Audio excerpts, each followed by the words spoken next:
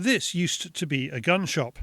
The country sports shop, now also called the Barbecue Shack, 2 shops for the price of 1, looks after customers all over the southwest from its premises in Bovey Tracey on Dartmoor in Devon. It added the barbecue business because of failings by Devon and Cornwall firearms licensing. It was a process that goes back 3 years to before COVID and the lockdowns that hit retail. We just seemed to realise that people weren't getting their grants of any way, shape or form. It was taking longer and longer. We realised that was a large portion of our customers that were new coming into the sport. So the fact that licences or grants were not coming through, we started to realise and think we need to change what we're doing here. We then noticed that variations were no longer taking a couple of weeks. They were started to take in months, and that progressed and got worse and worse and worse. And then after a while, we realised that renewals were even getting worse because people were coming in with these temporary licences, which were a rare thing 3 years ago. Now they're a common thing that we're seeing on a daily basis. We knew that something had to change. We knew we had to do something. We could no longer rely on Devon and Cornwall doing their part of the service, and obviously inevitably selling guns and ammunition, optics, etc., etc. So we diversified. So just to get this straight, you would have been fine. You would have carried on buying guns, but Devon and Cornwall police were not doing their end of the bargain. They're not issuing. Very much so. Yeah, when people were coming in looking at their next firearm, sticking with firearms, we were explaining it's a week or two for a variation, and people were happy to wait that week or two. Suddenly, and then you're telling them it's going to be 3 or 4 months, and then suddenly it was a bit more, maybe I can stick with what I've got for a bit longer. We'll wait for that to calm down and turn back into that week or two, and then I'll consider changing. But while it's at the month's mark, I'll stick with what I've got, which inevitably meant then that we weren't selling gun A or taking on gun B for the potential to sell it. If Devon and Cornwall had continued going through COVID as many other of the firearms departments across the country, we would have been fine. There would have been no issues. We could have cracked on as we were as normal, and hopefully expanded our training further afield, further into different aspects of shooting. Devon and Cornwall at one point probably one of the best, if not the best in the country for quick turnaround of variations, quick turnaround of grants and renewals. So yeah, we literally chalked it up to an inconvenience with COVID. Let's get through this as a country, not just as an industry, as a country, and get on with it. And then all of a sudden we realised that as other forces were kind of getting back to their normal ways, and we weren't, then suddenly, we realised we had to change something.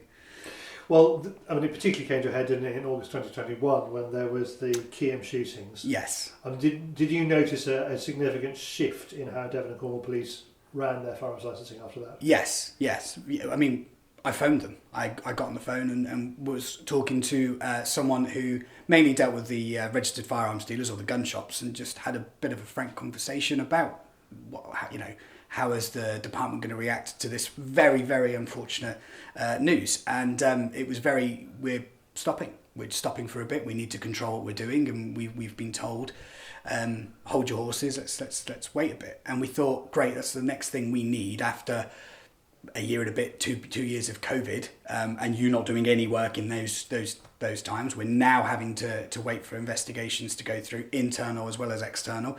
Another reason to stop working. We also realised that it got to a point in those times where there was a demand for labour elsewhere, so a lot of people were leaving the department because there was high pressure, and it was a very negative place to be for them, which is understandable because of the unfortunate situation. So a lot of people left, a lot of people went elsewhere, so the department slowed down from a labour point of view and stopped due to the investigations. So that was the next thing that kind of made us think, now we really do need to look at our business. As much as we're a gun shop, we're a business looking to survive any issues that occur. And we knew that we had to diversify into something outside of the trade, that we no longer have to rely on Devon and Cornwall Police. How do you know that people were leaving?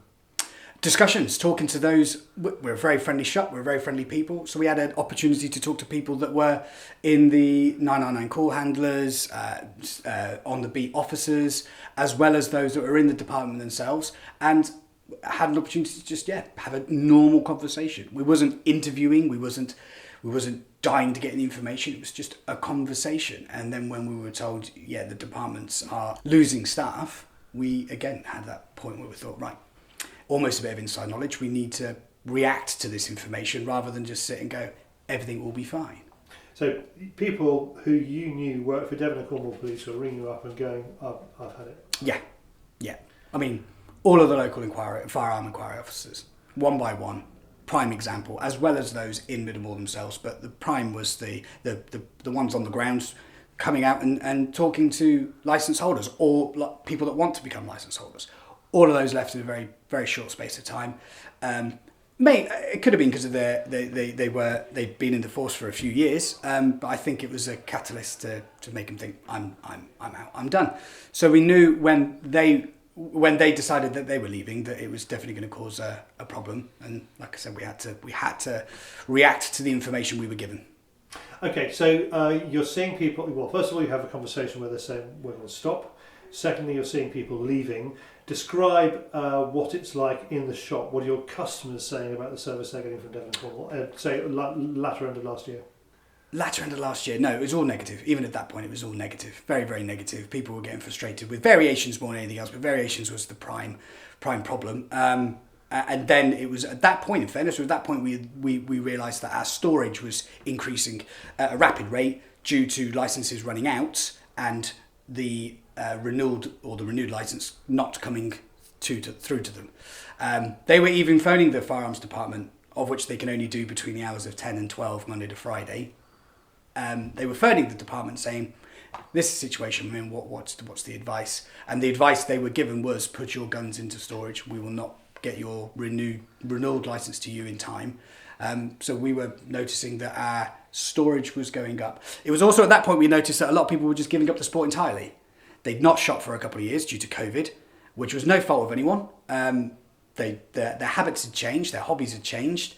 They moved on to different things, realised that shooting was not something they were necessarily enjoying or doing as much. So when you were explaining that your guns could be with us for a few months, which is at a cost, they decided, I'm going to knock it on the head. So we realised at that point our potential customers was dwindling dramatically due to the lack of people renewing their licence because of the timescale. We then realised that grants weren't coming through, so our pool of customers was dropping dramatically. So there was a lot of factors that we all kind of looked and thought, 2 and 2 equals 4. We need to react to this information, and as I said, diversify. What did you do? Started the barbecue shack. So we You need to dip your head at this point. Started the barbecue shack. Again, it was partly to do with COVID. Me and Martin, my father, keen barbecuers, keen smokers, keen cooking outdoor people. We were doing that throughout lockdown, as were a lot of people, because naturally we were all told, stay at home. Don't do anything, stay at home. We had a beautiful summer that summer, and we cooked all day, every day, and enjoyed it. We then got to a point thinking we want to continue that and have another hobby, another thing to enjoy, and we couldn't see a local shop, couldn't see anyone doing the equipment we were looking for, and put the two together, thinking, right, we've been asking ourselves we need to diversify. We've stumbled across the idea that no one else is doing this in the area. Let's go for it. So took the plunge.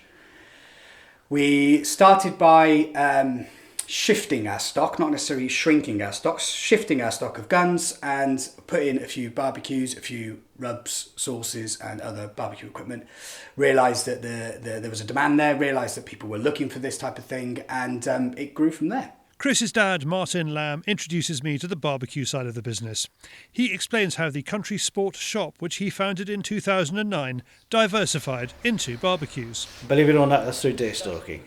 And we eat what we shoot. And I couldn't quite get venison right in the oven. Steaks, and that's fine. Burgers, fine. But joints, couldn't get right. Watching, I think it's pretty much Steve Ranella, smoking some venison. Thought, we'll give that a go. Had a Weber kettle, set it up as a smoker. Smoked the venison, game changer for me. That was about 2017. So we've been cooking outside since then.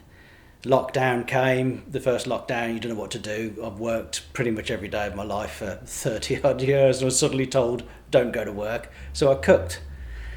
At the end of lockdown, we were very much support your local businesses. We wanted to support our local barbecue shop and discovered there wasn't one. And so we put a few bits and pieces on, which is all we could get in 2020 because everybody had sold out, all the suppliers had sold out. We got in touch with people like Angus and Oink and ProQ, said, look, we're a gun shop, which is a bit unusual. They were up for it straight away. That's the market they wanted to break into.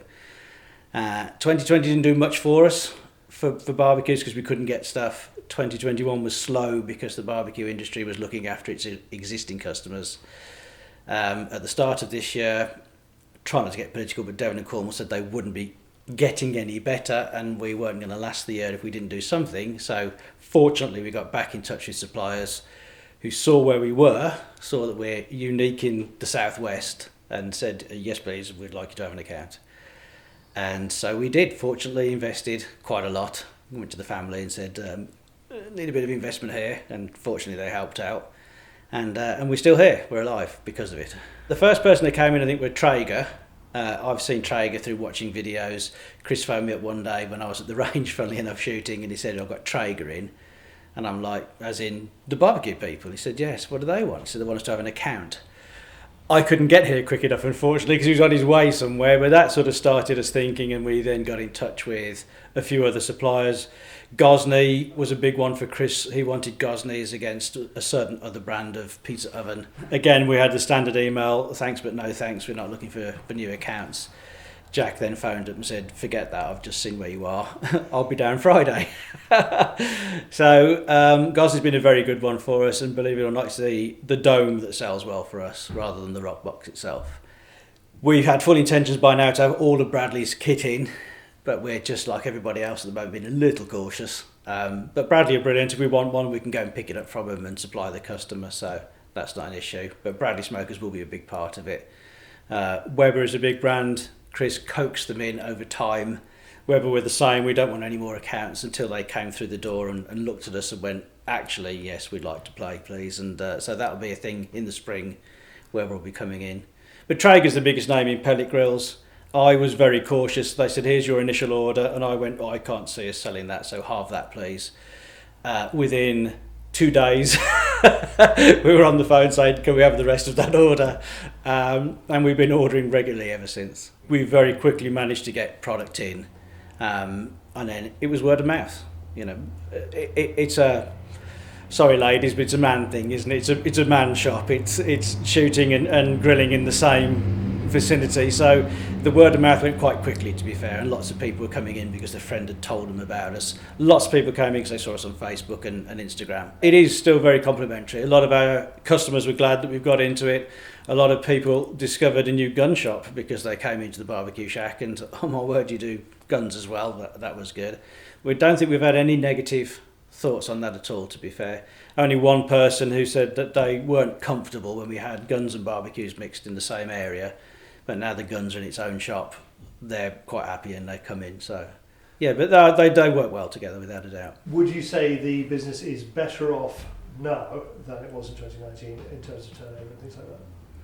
No, but we've got back to where 2019 was because of the barbecues, and I think hopefully Devon and Cornwall are getting back to where they should be. The barbecues are growing nicely, so in 2023 then our business will benefit. A bit of pain to go through to get there, but it'll be a good move and we'll be glad that we did. The two definitely complement each other, and the growth in barbecues is big in the UK, and shooting has always been something that the Southwest has done for a long time, and we'll be back into where we should be, I think, next year with any luck. Back through the door that separates the two showrooms, and Chris says where the gun business is now compared to where it was in 2019. We sell a large variety, coming from air rifles, rimfires, centerfires and shotguns, and we sell to a large variety of people, from the club shooter that wants to plink with a 2.2 to the deer managers that are controlling a large estate that need to have a good source of ammunition on regular points.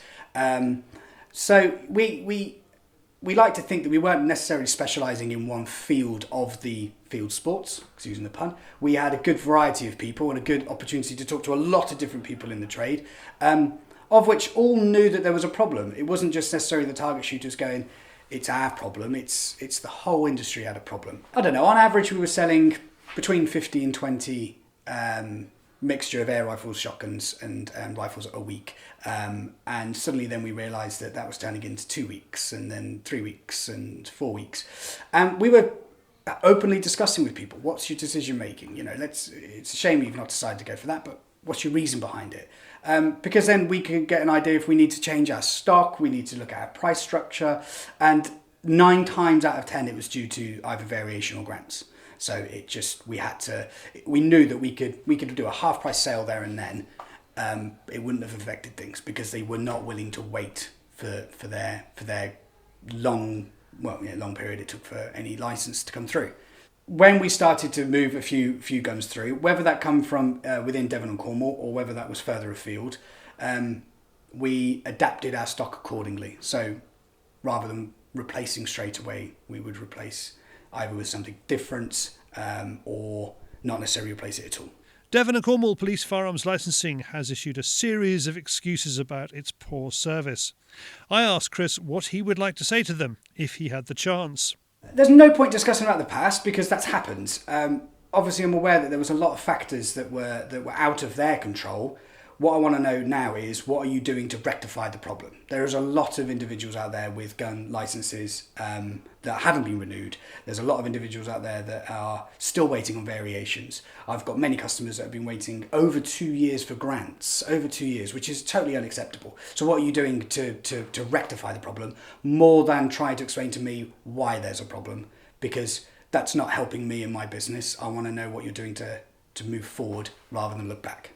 I mean, they're working for Devon and Cornwall Firearms Licensing, covering Dorset as well. If I were working there, I'd be pretty sure that when the inquest into the Keyham shootings came out, I would lose my job.